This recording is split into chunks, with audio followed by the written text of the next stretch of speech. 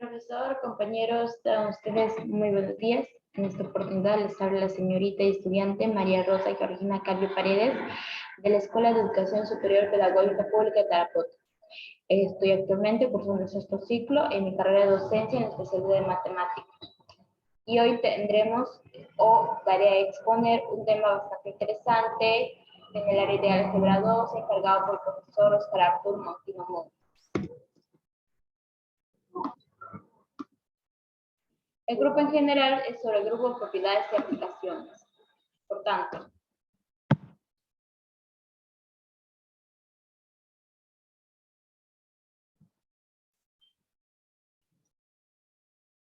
¿qué tienen en común un copo de nieve, una mariposa o un panel de abejas con la molécula de benceno, la bandera del Japón o las raíces de un polinomio? Todos podrían ser descritos en el lenguaje de la simetría. Y para hablar y entender este maravilloso idioma, tenemos que dominar la teoría de grupos, una de las ramas más importantes de las matemáticas. La definición de grupo fue originalmente desarrollada en relación con la resolución de las ecuaciones polinómicas por el matemático francés Évariste Galois, quien murió a la edad de 20 años en el duelo de honor dejando un impresionante legado para las futuras generaciones. Sin embargo, los grupos también han sido usados sistemáticamente en teoría de números por causa crónica de entre otros, llevando a Felix Klein a utilizar los grupos para acabar con la separación clásica entre las diferentes geometrías. En este curso vamos a hablar una introducción hacia la teoría de grupos que nos permitirá avanzar en numerosos campos de la matemática. Empezamos.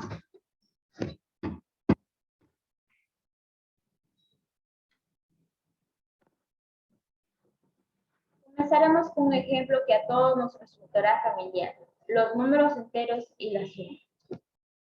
Una propiedad que verifican los números enteros y que nos puede parecer un poco evidente, aunque es fundamental, es que si sumamos dos números enteros, el resultado vuelve a ser número entero. Decimos que el conjunto es cerrado para la suma. Otra propiedad que verifica la suma de enteros es que para sumar tres números podemos hacerlo de dos formas. Podemos hacer a más de, el resultado sumarle c, o bien sumar a con el resultado de más c. Estas dos formas coinciden, por eso decimos que la suma de enteros es asociativa. Además, o bien de los enteros hay un elemento muy especial, el cero, que verifica que si lo sumamos con cualquier otro entero a, el resultado vuelve a ser a. A este número cero lo llamamos elemento identidad o elemento neutro. Y para terminar, dado cualquier número entero a, existe otro número entero b, tal que sumados nos dé también cero, el elemento de identidad. A veces se le llama el inverso de a. Cuando utilizamos la operación suma, a este elemento se le suele llamar también opuesto. Y en el caso de los enteros, el opuesto de a es justamente menos a. Si extraemos esta propiedad, tenemos la definición de grupo. Esto es, un grupo es más que un conjunto G junto con una operación, que denotaremos conjunto o un circulito, y se verifica cuatro propiedades. El conjunto G es cerrado con esta operación. La operación es asociativa. Esto es, podemos empezar desde el principio o el final y el resultado es el mismo. Existe un elemento destacado, el elemento de identidad, que es neutro para la ocasión. Esto es, la operación de cualquier elemento A, B, C con el elemento de identidad vuelve a ser el elemento A. Y todo elemento A tiene un inverso. Esto es, un elemento B tal que A operado con B y B operado con A nos da elemento de identidad. Cuando utilizamos el punto para la operación, esta es la notación multiplicativa, el inverso se designa por a elevado al menos 1. Pero como decíamos en la introducción, el concepto de grupo también aparece en geometría. Vamos a ver esto con más detalle. Dos figuras que dicen como congruentes, si podemos transformar una en la otra a partir de rotaciones, reflexiones y traslaciones. Por ejemplo, en el dibujo están dos figuras incongruentes, ya que la figura de la izquierda podemos primero rotarla Después hacer una reflexión respecto a un eje que pasa por uno de sus lados y finalmente trasladarla hasta superponerla sobre la figura derecha. Está claro que toda figura es congruente consigo misma, dejándola tal como está. Pero algunas figuras son congruentes consigo mismas de más de una forma. A eso se le conoce como simetría. Veámoslo con un ejemplo. Consideremos un cuadrado. Para entender con más claridad lo que vamos a hacer, etiquetaremos con un número y un color diferente cada uno de los 4 vértices del cuadrado. Vamos a ver qué cuadrado tiene exactamente 8 simetrías o movimientos que dejan al cuadrado inalterado. El primer movimiento es precisamente la ausencia de movimiento. Esto es, dejarlo tal y como está. De hecho, esto va a ser el elemento identidad. A continuación, nos damos cuenta que hay ciertas rotaciones que hacen que el cuadrado vuelva a colocarse sobre el cuadrado. En efecto, si giramos un cuadrado 90 grados, hemos pasado del cuadrado al mismo cuadrado, donde el vértice 1 está donde está el 2 y donde está el 2 está donde está el 3. Es decir, hemos rotado los vértices. Pero también podemos hacer un giro de 180 grados, mandándole el vértice 1 al 3, del 2 al 4. 2 al 4, el 3 al 1 y el 4 al 2, respectivamente. Y también podemos girar el cuadrado 270 grados y obtener de nuevo el cuadrado. En este caso, el número 3 va al 2, el 2 va al 1, el 4 va al 3 y el 1 va donde el 4.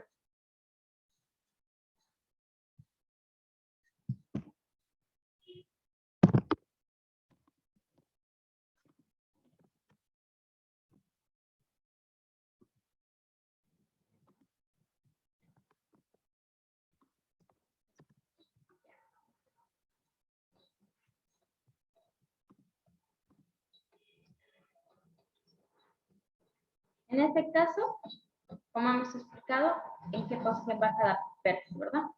Ya no hay más rotaciones que dejen quitar cuadrado. Bueno, tenemos la rotación 360 grados, pero este es el mismo que el movimiento de identidad, pero aún hay más. Existen también reflexiones. Podemos considerar un eje horizontal que dividirá el cuadrado por la mitad y reflejará el cuadrado en dicho espejo. El resultado es el mismo cuadrado, solo que los vértices de arriba están abajo y viceversa. Por eso, en esta reflexión la llamamos reflexión vertical. Si tomamos como eje la reflexión línea vertical que divide el cuadrado por la mitad, el reflejo del cuadrado también es el cuadrado. Y en este caso, la derecha pasa hacia la izquierda y la izquierda pasa hacia la derecha. Por lo que esta reflexión la llamamos reflexión horizontal. ¿Hemos acabado ya? No, sino que tomamos como eje de reflexión la línea que pasa por los vértices 2 y 4. También tenemos que el cuadrado se refleja en sí mismo. Pero ahora que el eje de reflexión pasa por 2 vértices, estos quedan fijos. Y los 2 vértices restantes se intercambian. Esta es la reflexión diagonal. Aún nos queda una reflexión más, considerando como eje es la línea que pasa por los vértices 1, 2 y 3. Esta reflexión llamada reflexión contradiagonal deja fijos los vértices 1 y 3 e intercambia los vértices 2 y 4. Ahora bien, si consideramos el conjunto de estas 8 simetrías, podemos decidir una operación que sea combinarla, es decir, hacer primero la simetría y después otra. El resultado está claro que va a ser otra de estas 8 simetrías, porque no hay más que estas, y se puede comprobar que verifica el resto de propiedades de ser un grupo. Vamos a estudiar un poco más acerca de algunas composiciones de simetría. Consideremos la rotación de 90 grados, seguida de la rotación de 180 grados. Claramente, si rotamos primero al cuadrado 90 grados y después lo hacemos rotar 180 grados, ¿no? El resultado final será la rotación de 180 más, de 90 más 180, esto es 270 grados. Obtenemos la rotación, es bastante claro que la posición de rotaciones es siempre otra rotación. Vamos a observar qué sucede si componemos la rotación de 270 grados seguido de la simetría horizontal. Observan el cuadrado inicial y final vemos que nuestros vértices 2 y 4 han quedado en su mismo sitio. Y los vértices 1 y 3 se intercambiaron. Esto era precisamente el resultado de hacer la simetría diagonal. ¿Qué sucederá si componemos las mismas simetrías, pero al revés? Esto es, primero, hacer la reflexión horizontal y después la rotación de 270 grados. Con números enteros, la suma conmutativa es el orden de los números humanos, no altera el producto. ¿Ocurrirá el mismo para las simetrías? Una sencilla expresión nos hace ver que en este caso los vértices que han quedado fijos son un número 3, mientras que el 2 y el 4 se han intercambiado. Es decir, que esta operación nos ha dado la simetría contradiagonal.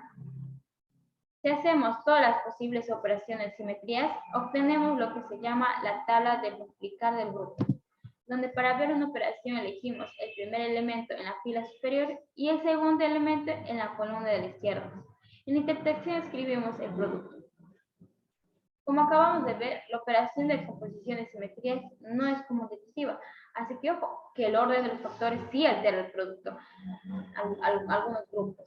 A los grupos como los números enteros con la suma, para los que el orden al hacer la operación no es importante, se les llama grupos conmutativos o también grupos familia.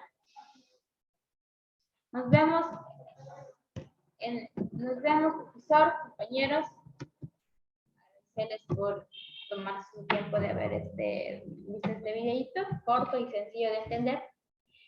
Y espero verlos en un próximo video. Recuerden,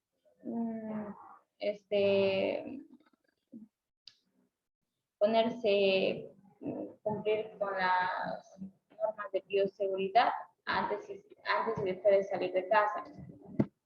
Que Dios les bendiga y espero verlos en un próximo video.